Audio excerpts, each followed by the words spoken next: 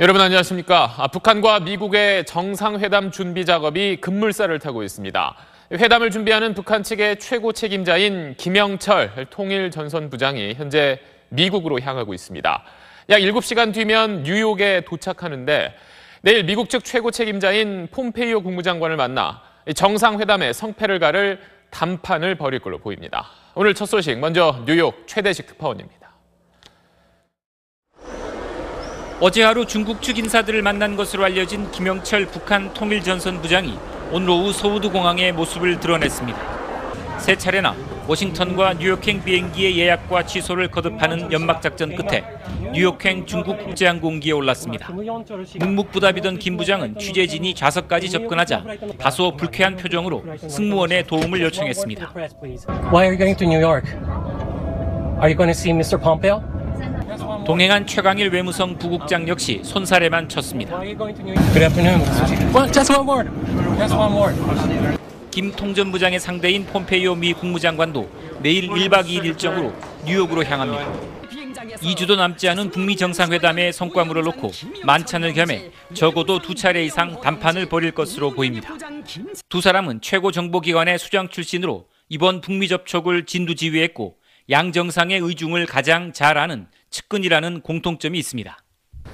워싱턴과 달리 뉴욕에는 북한 유엔 대표부가 있어 언제든 평양으로부터 협상 지침을 받을 수 있습니다. 아직은 양측이 조율해야 할 의제가 꽤 남아있다는 뜻으로 해석됩니다. 뉴욕에서 SBS 최대식입니다. 그럼 곧바로 워싱턴 연결해서 미국 쪽 움직임 알아보겠습니다. 정하석 특파원.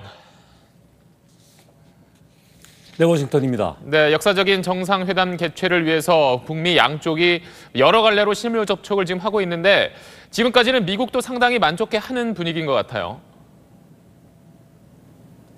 그렇습니다. 미 국무부가 판문점과 싱가포르에서 동시에 진행되고 있는 협상과 관련해서 엄청난 진전이다 이런 표현을 썼습니다. 직접 들어보시죠. I can just tell you now that we are looking forward to having these meetings, and I think we've seen a tremendous amount of progress over the past few days alone. 큰 견해차 없이 순항하고 있다는 만족감의 표현으로 들립니다. 백악관 역시 고무된 분위기입니다. 샌더스 백악관 대변인은 현재 논의가 잘 진행되고 있다는 트럼프 대통령의 생각을 기자들에게 전했고요. 정상회담이 다음 달 12일 예정대로 열릴 것을 전제로 준비하고 있다고 말했습니다. 네, 그런데 이렇게 사전 실무 협상이 잘 굴러가는 건 좋은데 또 너무 속도 내는 거 아니냐 이런 미국 언론 보도도 있던데요. 네, 워싱턴 포스트의 보도였습니다. 12일 회담을 고수하려는 트럼프 대통령의 집착 때문에 준비가 지나치게 빨라지고 있다는 겁니다. 너무 서두르다 보면 어지러워서 뭔가를 놓치거나 말려들 수 있다는 겁니다. 회담까지 2주 남짓 한 시간 동안에 빠르고 완전한 핵폐기에 대한 협의가 가능하겠냐 이런 우려의 목소리입니다. 하지만 교과서를 무시하는 트럼프의 협상술과 시간표가 그동안 정통 외교관들이 못 풀었던 난제들을 일거에 끊어내고 있다는 정반대의 시각도 있습니다. 지금까지 워싱턴에서 전해드렸습니다. 지금 미국으로 가고 있는 김영철 노동당 부위원장 겸 통일전선부장은 지난 2000년 조명로 국방위 제1부위원장 이후 미국을 방문하는 북한의 최고위급 인사입니다. 조명록은 당시 김정일 국방위원장의 특사 자격으로 친서를 들고 백악관을 방문해서 클린턴 대통령을 만났습니다. 북한과 미국은 그때 코미니케라고 불리는 공동성명도 발표했었는데 북미 적대 관계를 근본적으로 해소하는 내용이 담겨 있었습니다. 하지만 당시 미국의 국내외 정치 환경 탓에 그 합의가 지켜지지 못했었는데 18년이 흐른 이번엔 과연 성공할 수 있을지 안정식 북한 전문 기자가 짚어봤습니다. 북미는 2000년 공동성명에서 적대감에서 벗어나 양국 관계를 개선하기로 합의했습니다. 쌍방은 앞으로 과거의 적대감에서 벗어난 새로운 관계를 수립하기 위하여 모든 노력을 다할 것이라는 공약을 하곤 하였다. 새로운 관계 수립이란 북미 수교를 의미하는 것으로 해석됐고 정전협정의 평화협정 전환 논의도 담겼습니다. 수교와 한반도 전쟁 상태의 종식을 통해 북미 적대 관계를 근본적으로 해소한다는 것입니다. 하지만 북미 간 이런 합의는 2001년 북한의 강경한 부시 행정부의 등장과 함께 물거품이 됐습니다. 김영철의 이번 뉴욕행이 18년 만에 북한 최고위급 방미란 점에서 비핵화 담판과 함께 그때 좌절됐던 수교 방안까지 논의될 수 있다는 관측이 조심스레 나옵니다. 수교가 이루어지려면 단독, 행정, 대북 제재들을 풀어야 합니다. 그 제재를 풀려면은 또 북한이 비핵화해서 진실성을 보여야 되거든요. 트럼프 대통령이 정상회담 외에 추가적인 것을 논의 중이라고 한 것도 주목됩니다. 북미가 수교라는 대원칙의 합의에 적대관계 해소 의지를 확인한 다음 구체적인 이행은 비핵화 로드맵에 따라 진행할 것이라는 관측도 있습니다. SBS 안정식입니다. 정상회담의 의제를 조율하고 있는 북한과 미국의 실무협상팀은 오늘 사흘 만에 다시 판문점에서 만났습니다. 협상팀이 오늘까지 논의한 결과가 앞서 전해드렸던 김영철 폼페이오 이 고위급 회담의 토대가 될 걸로 보입니다. 김아영 기자입니다. 성김 대사 등 미국 협상팀을 태운 외교 차량 석 대가 일제히 판문점으로 향합니다. 미국 협상팀은 오늘 오전 판문점 북측 지역 통일각에서 최선희 부상 등 북측과 사흘 만에 다시 만났습니다. 협상팀이 판문점에 머문 시간은 4시간 반가량. 비핵화, 체제 보장 의제에 대한 첫 협상 이후 본국과 검토한 내용을 주고받은 걸로 보입니다. 판문점에서 돌아온 협상팀은 곧장 숙소로 향하는 대신 보안을 유지한 채 우선 협상 내용을 정리해 본국에 전한 걸로 보입니다. 정부 관계자는 북미 실무협상에 대해 당초 27일 하루 일정으로 계획됐고 지난 이틀간은 혹시 모를 상황에 대기하는 차원이었다고 설명했습니다. 오늘은 본국 보고 뒤 협상 마무리를 위한 2차 회담을 추가로 한 걸로 보입니다. 성김 대사는 이르면 내일 출국 가능성이 있는 것으로 전해졌습니다. 오늘 논의된 내용이 각각 김영철 통전부장과 폼페이오 국무장관에게 전달해서 뉴욕 회담의 토대를 이룰 것으로 생각합니다. 조명균 통일부 장관은 폼페이오, 김영철 뉴욕 담판을 언급하면서 한반도 비핵화에 대한 북미 입장차가 여전하지만 간격을 좁히고 맞추는 게 불가능한 건 아니라는 판단이라고 말했습니다. SBS 김아영입니다. 북한과 미국은 방금 보신 대로 판문점에서는 의제를 조율하고 있고 동시에 싱가포르에선 의전 문제를 논의하고 있습니다. 이런 가운데 우리 청와대 직원이 비공개로 싱가포르에 간 사실이 알려지면서 남한과 북한, 미국 이렇게 3자 회담까지 이어서 열리는 건 아닌지 여러 전망이 나왔습니다. 현지에서 임상범 기자가 취재했습니다. 제 뒤로 보이는 호텔이 북한 대표단이 묵고 있는 숙소입니다. 새벽부터 한국과 일본을 비롯한 각국 기자들이 진을 치고 김창선 국무위원회 부장이 나타나길 기다렸습니다. 현지 시각 오전 9시 반쯤 싱가포르 정부 관용차를 타고 나가는 김 부장의 모습이 목격됐습니다. 비슷한 시간 조혜익인 백악관 부비서실장이 탄 차량도 센토사 섬에 있는 숙소를 빠져나갔습니다. 북미 단장들이 탄 차량은 싱가포르 외교부로 들어간 것으로 확인됐습니다.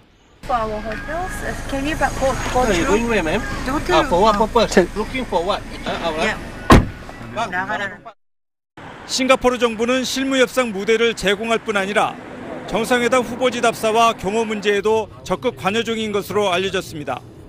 이런 가운데 우리 청와대 직원이 비공개로 싱가포르로 파견된 사실이 알려지면서 남북미 정상회담 준비 차원이다. 종전선언까지 한꺼번에 추진되는 거 아니냐는 추측이 한때 급속히 퍼지기도 했습니다. 그러자 청와대는 싱가포르에 직원을 파견한 건 7월 예정인 한 싱가포르 정상회담 사전 답사일 뿐이라고 해명했습니다. 하지만 이런 해명과는 별도로 남북미 종전선언 필요성을 청와대도 계속 강조해온 터라 문재인 대통령의 6월 싱가포르 여행 가능성을 여전히 배제할 순 없어 보입니다. 지금까지 싱가포르에서 SBS 임상범입니다. 결국 북미 정상회담의 핵심은 북한이 어떻게 비핵화를 할지 또 거기에 맞춰서 미국은 어떻게 북한의 체제를 보장하고 또 보상할지 여기에 맞춰져 있습니다. 그런데 비핵화라는 게 어느 정도 시간이 필요한 만큼 단기 과제와 장기 과제로 나눌 거라는 전망도 나오고 있습니다. 자세한 내용은 유성재 기자가 전하겠습니다. 비핵화의 단기 과제는 북한의 현재 핵 능력에 초점을 맞춘 것으로 보입니다. 우선 전체 핵탄두 가운데 절반인 20개 정도를 북한 밖으로 반출하는 안이 검토되고 있는 것으로 알려졌습니다. 꺼낸 핵탄두를 옮기는 장소에 대해서는 미국은 자국 영토를, 북한은 제3국을 원할 가능성이 높습니다. 또 미국을 사정거리에 둔 대륙간 탄도미사일의 해체도 단기 과제에 포함될 것으로 보입니다. 이 과정을 최대한 빨리, 늦어도 11월 미국 중간선거 전에 이행하면 미국은 보상으로 대북 제재를 해제하고 종전 선언을 한다는 구상입니다. 초반에 핵탄두를 제거하거나 아니면 대륙간 탄도미사일을 제거한다면 그에 상응하는 보상 프로그램을 미국도 마련해서 북한과 협상할 것으로 보입니다. 완전한 비핵화를 위한 장기 과제는 앞으로 2년, 2020년까지가 목표인 것으로 관측됩니다. 북한의 전문가들을 보내 핵시설과 핵물질을 사찰 검증하고 폐기까지 감시하는 방안입니다. 핵개발 인력에 대한 추적 관리도 포함될 것으로 보입니다. 북한의 장기 과제 이행과 맞물려 미국은 평화협정과 북미 수교 같은 체제 보장의 핵심적인 내용을 제공하는 식으로 장단기 과제 분리 관측이 나오고 있습니다. SBS 유성재입니다.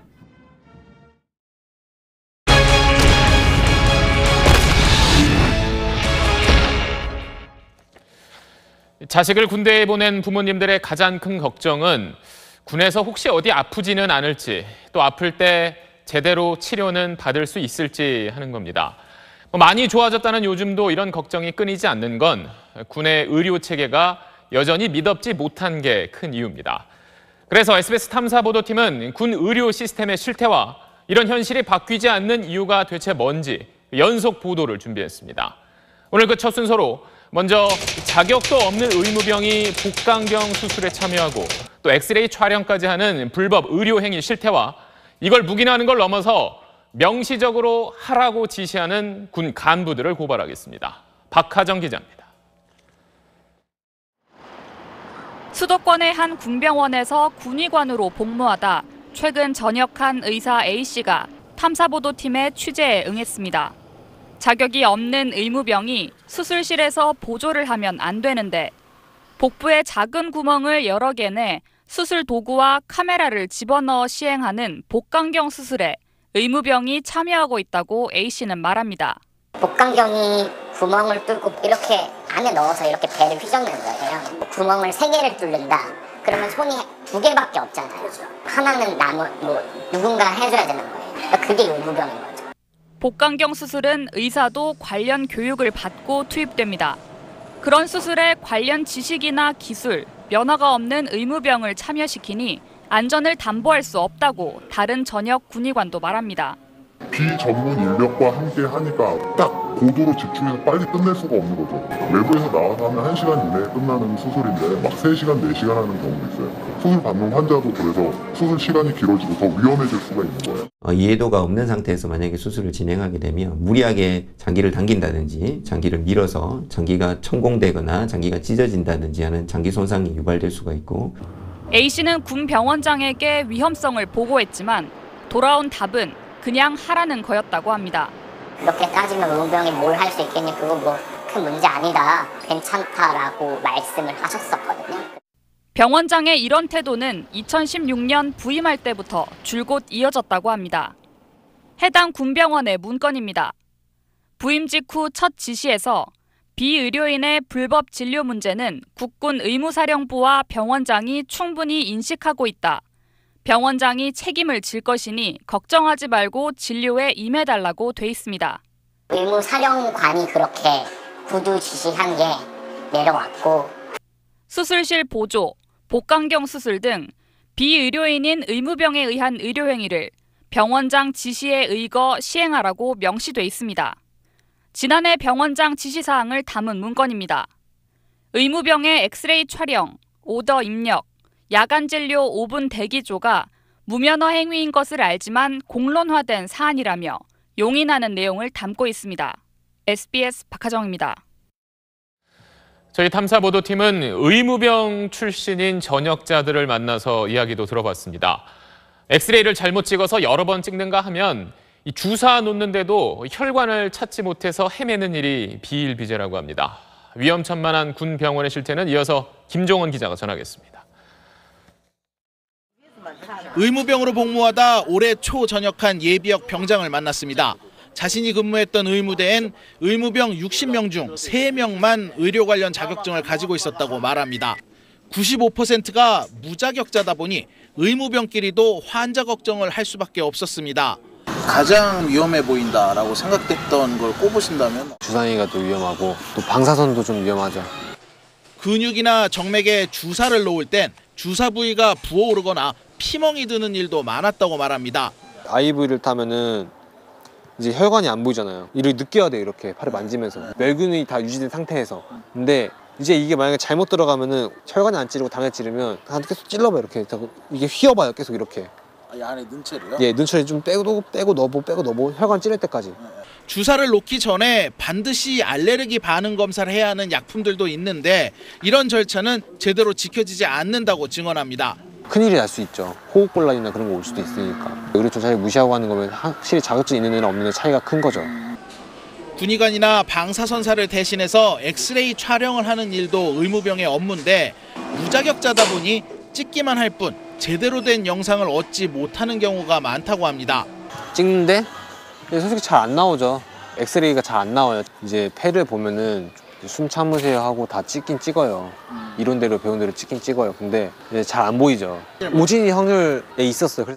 촬영 각도나 엑스레이의 세기 같은 걸 정하는 오더 입력을 잘못하거나 촬영된 영상이 판독이 안 되면 여러 번 재촬영을 하기도 합니다. 필요한 그런 사진이 나오지 않아서 그로 인해서 진단의 오류가 생길 수 있는 가능성이 있습니다. 잘못 그걸 조정하게 되면은 불필요하게 과다한 액선을 맞을 수도 있습니다. 7,000명이 넘는 군 의무병 가운데 의료 관련 자격자 비율은 9%에 불과합니다. 나머지 무자격 의무병들은 4, 5주간의 기본 교육을 받은 뒤 군 병원에 배속되는데 어깨너머로 배워가며 일을 하는 실정입니다. 국방부는 탐사보도팀의 이번 취재에 대해 지난해 5월부터는 의료 자격증이 있는 전문 의무병을 적극 모집해서 현재는 무자격 의무병의 불법 진료 행위가 근절됐다고 설명했습니다. 하지만 취재진이 만난 전직 군의관과 의무병들의 증언은 올해까지도 계속된 불법 의료 행위에 관한 것들이었습니다. SBS 김종원입니다.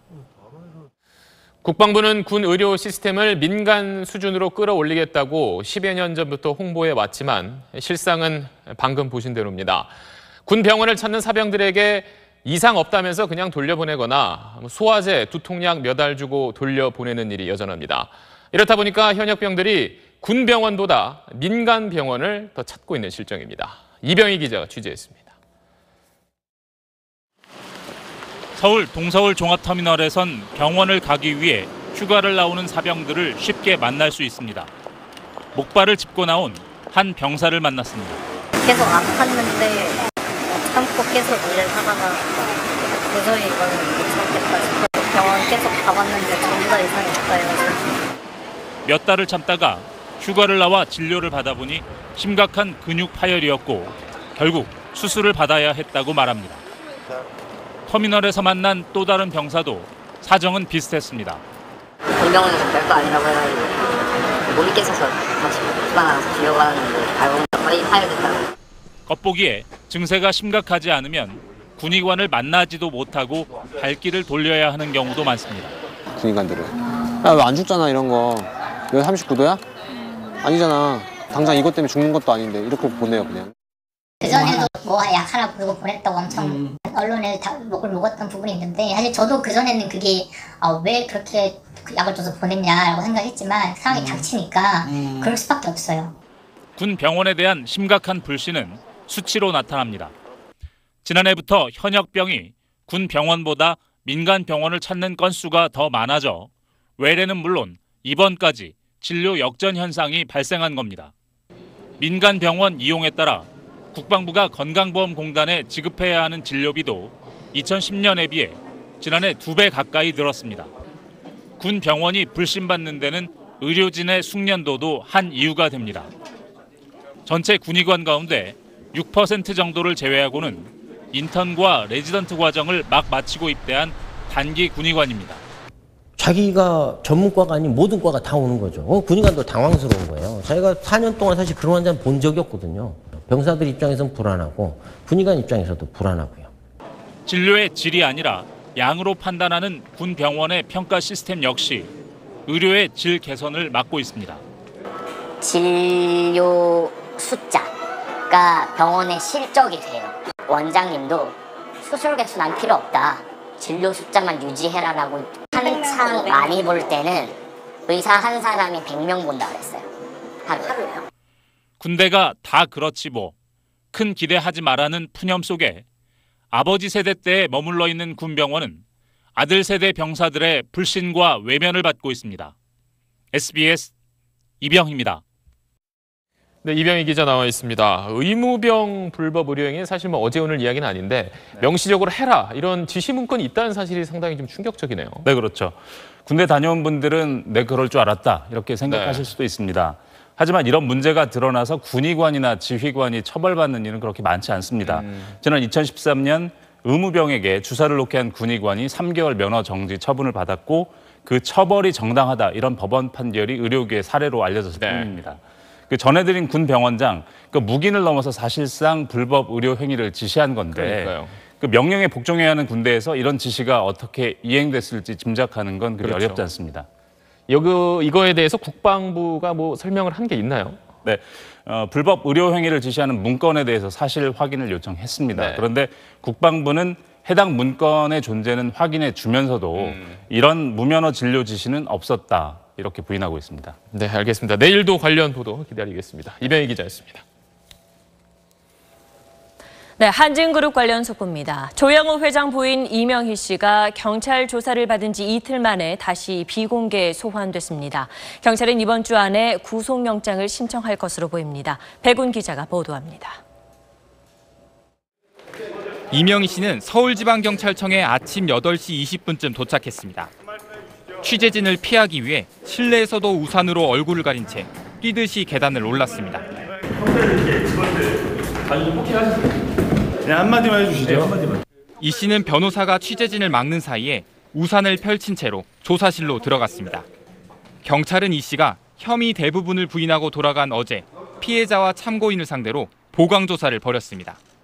이를 통해 이 씨의 폭행 횟수와 장소를 특정해 상습 폭행 혐의를 입증할 자료를 상당수 확보한 것으로 알려졌습니다.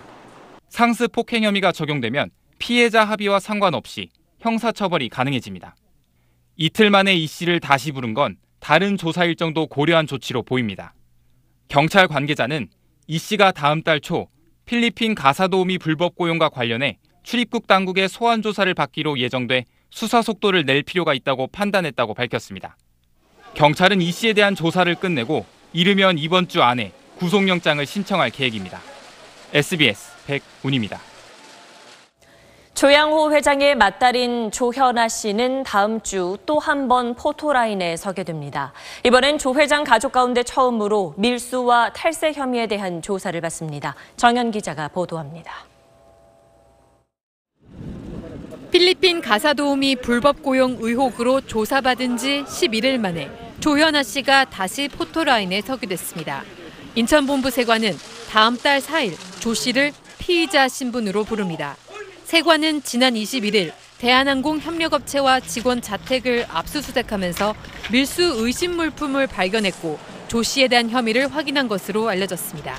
증거 자료와 참고인들이 어느 정도 이제 마무리돼서 어떤 최종적인 확인 작업이 필요한 시점이다라고 판단한 것 같습니다. 세관이 이번 조 회장 가족에 대한 조사를 계기로 만든 혁신 TF는 통관 과정에 대한 현장 점검을 벌인 결과 여러 문제점을 확인했습니다. 우선 공항 내 밀수 통로로 의심된 상주 직원 통로는 밀수 단속이 아닌 보안 검사에 치중하고 있고 초대형 화물 통로는 CCTV 사각지대가 존재해 감시가 소홀한 것으로 드러났습니다. 또 대한항공의 경우 항공 물류 전체 과정에 관여하는 회사들을 계열사로 운영하고 있어 자율적인 관리 체제를 악용할 우려가 있는 것으로 지적됐습니다. 본인 항공기를 이용하고 계열사를 이용해서 물품을 관리하기 때문에 타 업체에 비해서는 위험도가 좀 높다. 관세청은 다음 달 초 통관 절차 개선을 위한 구체적인 실행 방안을 발표합니다. SBS 정현입니다. 한진그룹 총수 일가의 갑질 논란으로 시작된 전방위 조사 속에 조 회장의 아들인 조원태 대한항공 사장의 인하대 부정편입 논란까지 불거졌습니다. 이미 20년 전 문제가 됐던 일인데 교육부가 이 건을 다시 조사하겠다고 나섰습니다. 유덕기 기자가 보도합니다. 20년 전 신문기사입니다. 당시 인하대 이사장이던 조양호 한진그룹 회장의 아들인 조원태 씨가 자격이 안 되는데도 인하대에 3학년으로 부정 편입학해 당시 교육부가 조 씨와 심사위원들의 징계를 지시했다는 겁니다. 성적도 안 됩니다. 2.0도 안 돼가지고 그 이하로 받았고 총 학점 수하고 성적하고가 전부 다가 학교에서 정한 규정에 맞지가 않는 거죠. 그러나 편입학 관련 서류 처리를 맡았던 교직원만 징계를 받은 것으로 알려졌고 조 사장은 2003년 인하대를 졸업했습니다.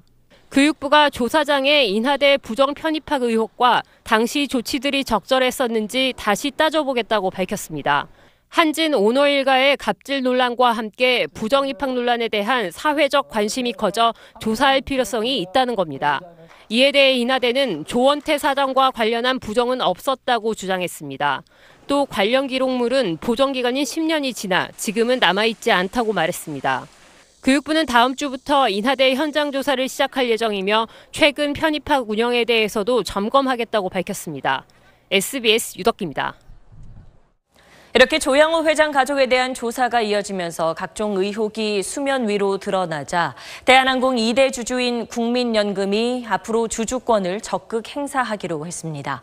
총수 가족의 경영권에도 영향을 줄 가능성이 높아졌습니다. 한상우 기자입니다. 국민연금은 오늘 열린 기금운용위원회 회의에서 대한항공에 대한 주주 권한을 적극적으로 행사하기로 결정했습니다. 위원장을 맡고 있는 박능우 보건복지부 장관은 국민의 소중한 자산을 지키고 장기 수익성을 높이기 위해 주주권 행사를 제안한다고 밝혔습니다.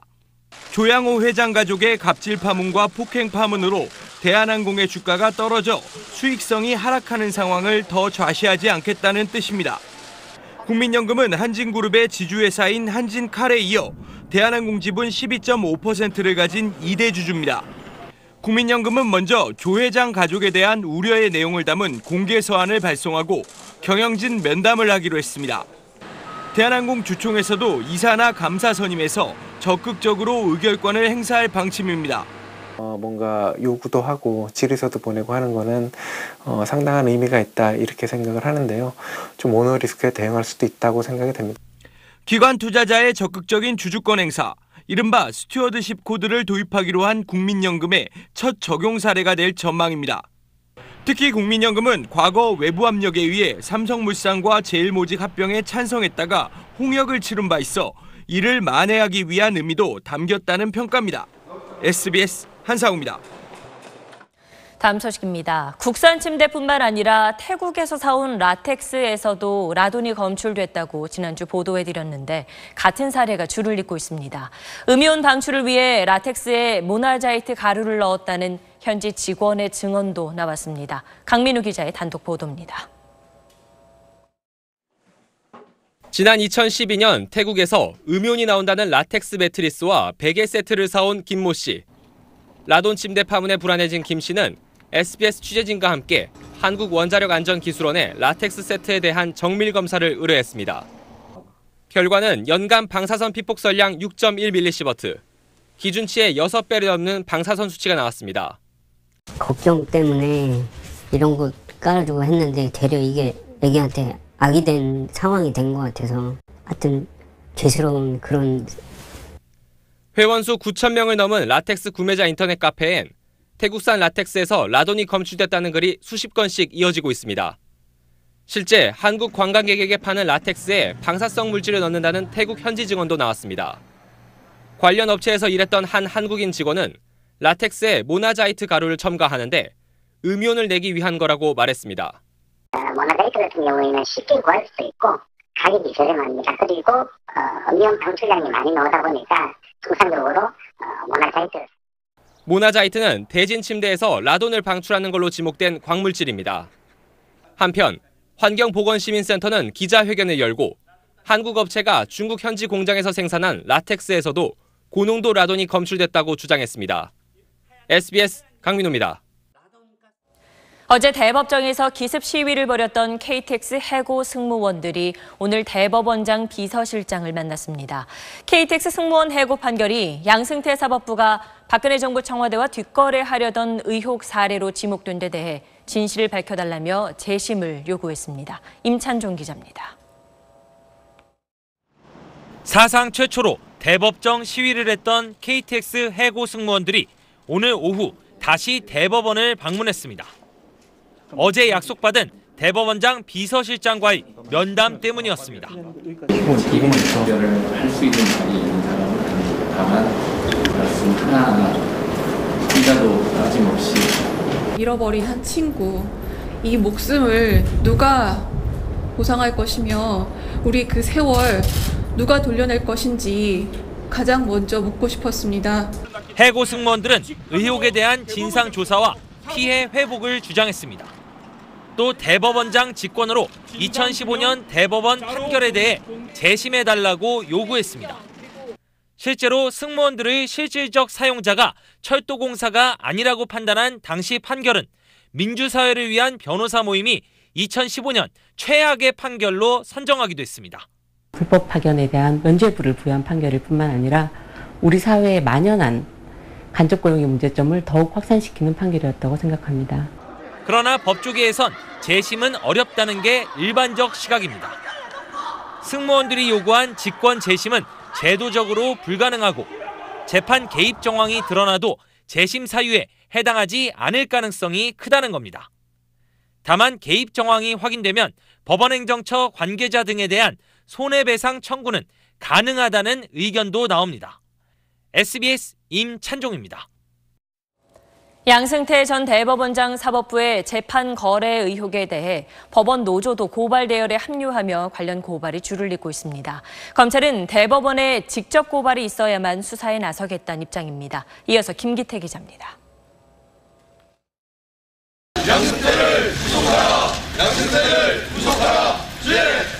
법원 공무원들로 구성된 법원 노조가 법원 밖으로 나왔습니다.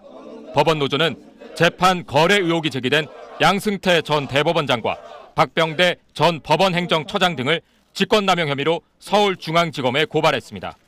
법원 공무원 3,400여 명이 고발장에 서명했습니다. 사법농단 사건으로 만신창이가 된 사법부를 다시 살릴 수 있는 유일한 방법은 검찰의 강제 수사를 통해 사실관계를 명확하게 밝혀내고 민변과 KTX 해고 승무원 등 재판 거래 피해 당사자를 자처하는 10개 단체도 기자회견을 열고 다음 달 5일 양 전 대법원장 등을 공동 고발할 계획이라고 밝혔습니다.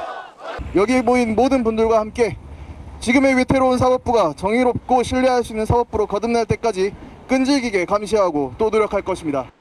관련 고발이 잇따르고 있지만 검찰은 대법원의 공식 고발 이후 수사에 착수하겠다는 입장입니다. 대법원의 고발이 없으면 법원 행정처 등에 대한 압수수색 영장이 기각될 가능성이 우려된다는 게 검찰의 판단입니다. 잇따른 고발로 사법부 불신 분위기까지 관측되는 가운데 시험대에 오른 김명수 대법원장이 어떤 결단을 내릴지 주목됩니다. SBS 김기태입니다. 한 대출 중개업체 대표가 최신 전자상거래 기술로 개인 간 대출 중개를 해주겠다며 20억 넘는 투자금을 모은 뒤 해외에서 잠적했습니다. 이미 경찰이 출국 금지 조치를 내린 상태였다는데 어이없는 실수가 있었던 겁니다. 원종진 기자가 단독 보도합니다. 58살 전모 씨는 지난 2016년 개인 간 대출 중개 사이트를 차려 250여 명으로부터 20억여 원의 투자금을 유치했습니다. 하지만 투자자들이 올해 초부터 약속했던 투자 수익을 받지 못하자 전 씨를 경찰에 고소했습니다. 경찰은 중개업체의 등기상 대표 홍모 씨와 실질 운영자 전모 씨를 입건하고 이들에 대해 지난 4일 출국 금지를 신청했습니다. 그런데 지난 10일 전 씨가 돌연 사라졌습니다. 출국 금지가 됐다는데도 일본으로 출국한 뒤 잠적한 겁니다. 알고 보니 경찰이 전 씨와 이름 석자만 같고 전혀 다른 사람에 대해 출국 금지를 신청한 것으로 드러났습니다. 수사에도 다 순서가 있다, 기다려달라, 계좌 추적됩니다. 그러면서 그 사람은 한 번도 안 만난 거예요. 그래서 일본으로 당당히 나갔어요. 경찰은 피해자들에게 피의자와 동명이인인 전 씨의 사진을 보여준 뒤 확인을 받아 출국 금지를 했다고 해명했습니다. 아니 그거는 말이 안 되는 거 자기네들이 조사를 해야지. 사람 한 번 얼굴 보고 그거 갖고 판단한다는 게 말이 안 되죠. 사건 담당 경찰은 피해자들의 인터넷 카페에 다른 사람을 출국 금지시킨 것에 대한 사과글을 올렸다가 삭제하기도 했습니다. 경찰은 잠적한 피의자 전 씨에 대한 인터폴 적색 경보 발령을 준비하고 있습니다. SBS 원종진입니다. 부하 직원에게 폭언을 일삼은 전직 외교관이 상해죄로 재판에 넘겨졌습니다. 검찰이 폭언에 대해 상해죄 혐의를 적용한 건 이번이 처음입니다. 박상진 기자의 보도입니다. 외교부는 지난해 9월 여비서 A씨에게 지속적으로 폭언을 한 혐의로 전 삿포로 총영사 한모 씨를 검찰에 고발했습니다. 한 전 총영사는 지난 2016년 3월부터 지난해 8월까지 A씨에게 미쳤다거나 개보다 못하다는 등의 폭언을 한 것으로 조사됐습니다. 극심한 스트레스와 우울증에 시달린 A씨는 일본 현지의 병원에서 6개월의 치료가 필요하다는 진단을 받기도 했습니다. A씨는 검찰에 나와 한 전 총영사의 폭언이 담긴 녹음 파일 40개를 제출했습니다. 20시간 분량의 파일을 모두 들어본 검찰은 한 전 총영사에게 상해죄를 적용해 재판에 넘겼습니다. 한 전 총영사의 폭언으로 A씨가 병원 치료까지 받게 한 것은 폭언과 우울증 등의 인과관계가 성립한다고 본 겁니다. 검찰은 폭언으로 인한 우울증 피해 등을 상해죄로 처벌하고 있는 일본의 판례도 법원에 제출했습니다. 하지만 검찰은 한 전 총영사가 A씨의 얼굴에 볼펜을 던지거나 휴지 상자로 손등을 때려 상처를 낸 점에 대해서는 상해의 정도가 적다고 보고 폭행죄를 적용했습니다. 한 전 총영사는 검찰 조사에서 사실관계는 인정하면서도 이를 가르치기 위한 것이었다고 주장한 걸로 전해졌습니다. SBS 박상진입니다. 6.13 지방선거 공식 선거운동이 내일부터 시작됩니다. 여당은 대통령의 높은 지지율과 한반도 평화 분위기에 몸을 맡길 태세입니다. 반면 야권은 민생과 경제라는 전통의 전략을 들고 나왔는데 집안 싸움부터 해결하는 게 더 시급해 보입니다. 최고은 기자입니다. 평화가 답이다. 평화가 답이다. 유명 만화 은하철도 999를 모티브로 삼은 민주당의 평화철도 유세단 출정식입니다. 한반도에 불고 있는 평화의 바람을 여당 지지표로 이끌어내겠다는 겁니다. 평화의 봄이 오는 길목을 국민 여러분과 함께 손잡고 단단히 지켜내는 선거가 될 것입니다.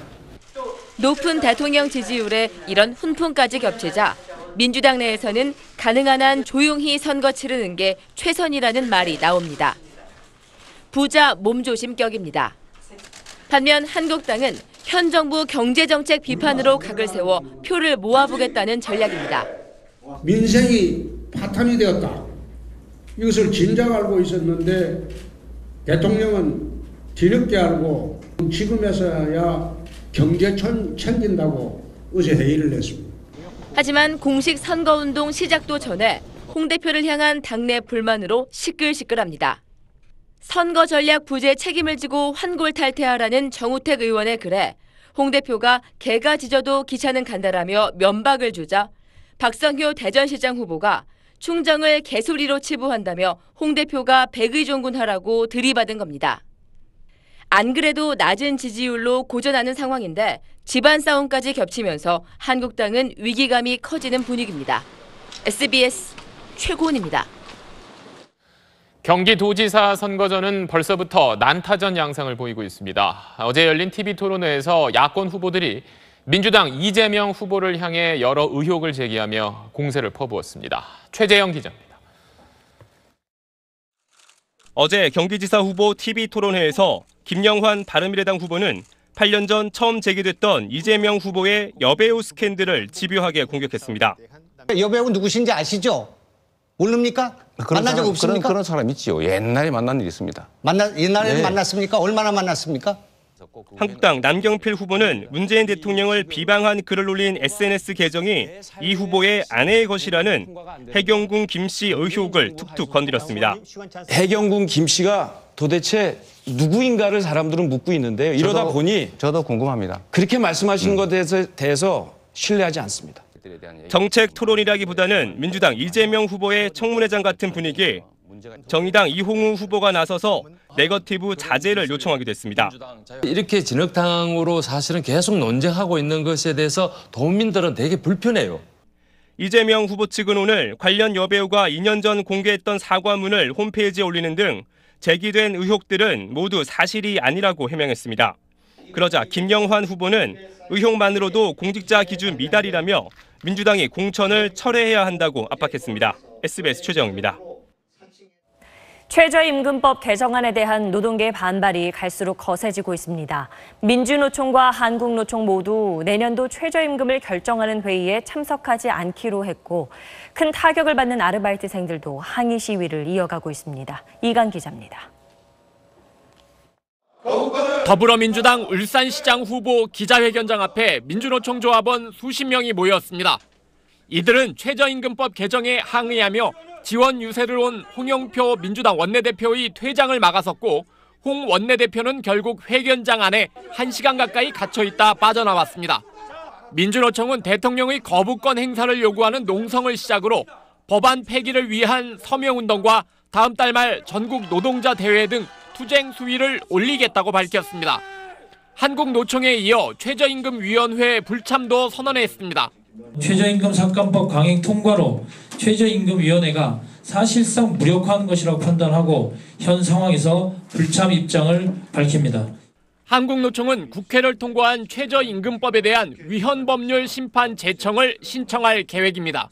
대통령의 거부권을 요구하는 청와대 청원에는 3,700명 넘게 동참에 나섰습니다. 불법과 편법이 성행하는 저임금 노동시장에 대한 이해가 완전히 없는 겁니다. 대통령이 거부해 주시길 바라는 마음으로.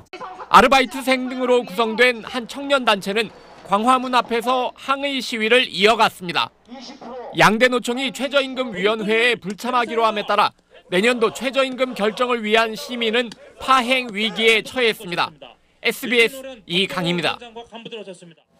통신시장에서 모처럼 요금제 경쟁이 시작됐습니다. 업계 2위인 KT가 오늘부터 적용하는 새 요금제를 발표했는데 기존보다 저렴하게 무제한으로 데이터를 사용할 수 있게 했습니다. 김수형 기자가 보도합니다.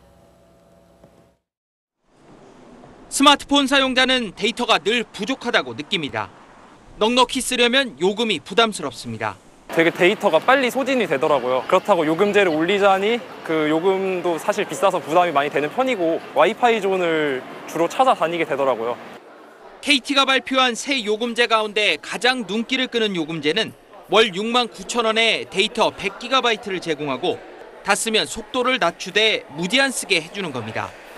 기존 6만 원대 요금제론 70GB가 기본 제공됐습니다. 월 4만 원대에 3GB를 제공하고 데이터를 다 쓰면 속도를 제한해 무제한 쓰게 하는 요금제도 내놨습니다. 지금까지 데이터 요금제가 6만 원대였습니다. 무제한 요금제가. 이 부분을 저희가 4만 원대로 낮추고 전생작성을 받으시면 3만 원대까지 이용할 수 있습니다. KT는 또 월 33,000원에 데이터 1GB와 음성, 문자를 무제한 제공하기로 했습니다. 선택 약정 할인을 포함하면 정부가 통신요금 인하를 위해 추진해온 보편요금제와 유사해집니다. 로밍 통화도 국내 통화료 수준으로 낮췄습니다. 지금까지 미국, 중국, 일본에서 로밍 전화를 하면 10분에 5,500원에서 24,000원까지 요금이 나왔습니다. 하지만 새로 나온 로밍 요금제로는 10분에 1,200원만 부담하면 됩니다. 최대 95%까지 저렴해진 겁니다. 업계 1위 SK텔레콤도 요금제 개편안을 조만간 발표할 예정이어서 경쟁에 따른 통신료 인하 기대감이 커지고 있습니다. SBS 김수영입니다.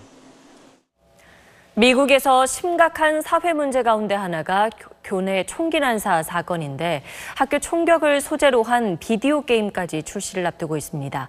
용납할 수 없다는 비난이 쏟아지고 있습니다. LA 정준형 특파원입니다. 미국 게임 업체가 내놓은 비디오 게임입니다. 총격범이 교실을 돌아다니며 학생과 교직원들을 향해 총을 쏩니다. 학생들이는 강당에 수류탄을 던지고 출동한 경찰관들을 향해서도 총을 난사합니다. 화면 왼쪽에는 게임 중에 사살한 민간인과 경찰관 숫자도 나타납니다. 원래 특수기동대가 학교 총격범을 제압하는 게임이지만 설정을 반대로 바꾸면 게임 이용자가 총격범이 됩니다. 다음 달 6일 본격 출시를 앞두고 게임이 공개되면서 비난이 거세지고 있습니다. I'm stunned that people would be like, oh, I have a great idea of what a new video game should be. Shooting, school shootings. 총격 사건 피해자들과 학부모들을 중심으로 게임 출시를 막으려는 반대 청원이 잇따르면서 지금까지 17만 명이 넘게 서명했습니다. It's not okay to do it in a school, especially right now, and any reasonable company should know that. I want them to pull the game. Simple. 논란이 커지자 게임 업체 측은 총격범 역할을 게임에서 삭제할 것이라면서도 지나친 반응이라는 식의 입장을 내놓았습니다. 올 들어 미국에서 발생한 교내 총격 사건은 23건, 사망자는 31명에 이릅니다. 로스앤젤레스에서 SBS 정준영입니다.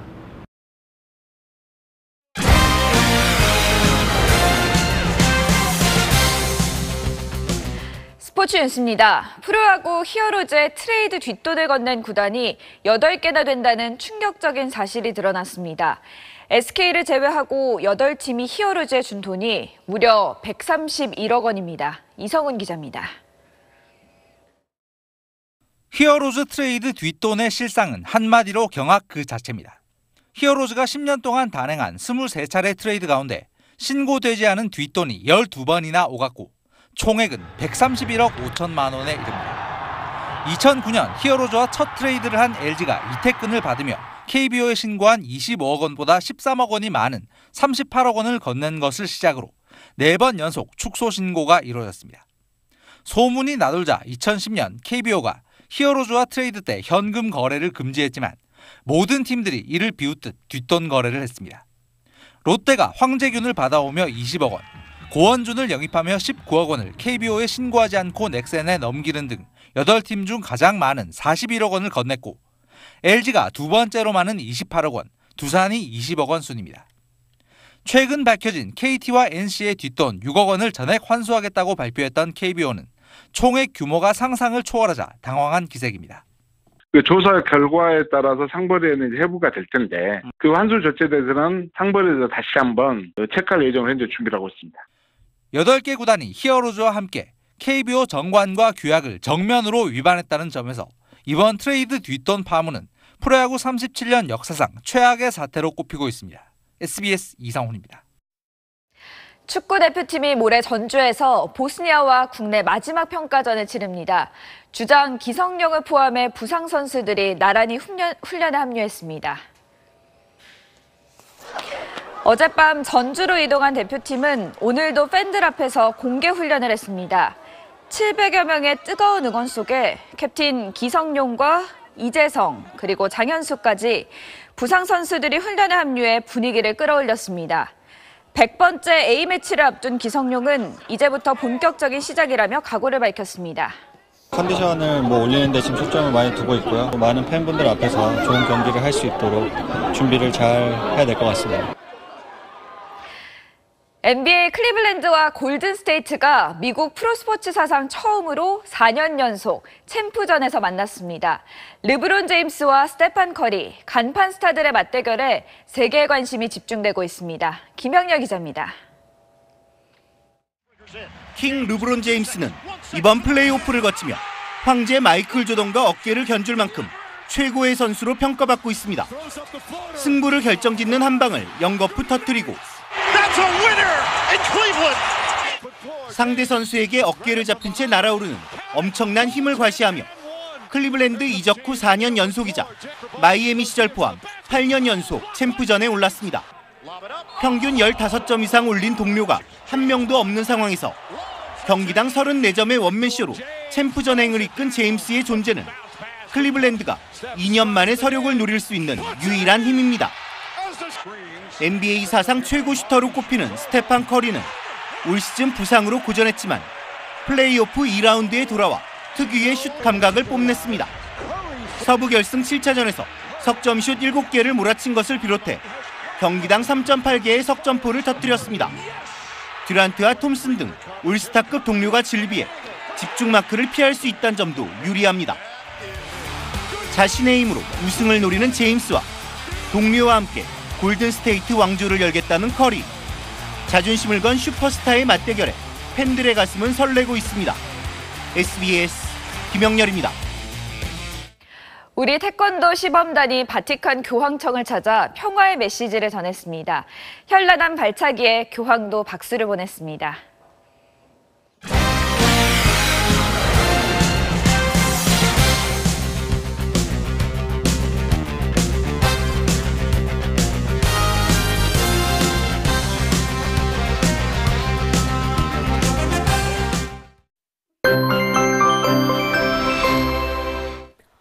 내일 오전까지는 곳곳으로 미세먼지를 주의하셔야겠습니다. 대기가 정체되면서 중서부와 일부 영남 지방의 먼지 농도가 높겠습니다. 오후가 되면 미세먼지가 사라지면서 야외 활동하기 더 좋겠습니다. 기온은 조금 더 오르겠습니다. 내일 서울의 한낮 기온은 27도로 오늘보다 3도 가까이 오르겠고요. 금요일에는 30도까지 오르면서 여름 날씨가 찾아오겠습니다. 내일 전국이 대체로 맑겠지만 아침에 안개가 짙게 끼는 곳이 많겠습니다. 서울의 아침 기온은 14도, 한낮 기온 27도로 일교차가 크게 벌어지겠습니다. 오늘 경북 지역은 우박을 동반한 요란한 소나기가 내리기도 했는데요. 내일은 대체로 무난한 날씨가 예상되고 있습니다. 당분간 전국적인 비 예보는 없겠습니다. 날씨였습니다. 오늘 뉴스 마치겠습니다. 고맙습니다.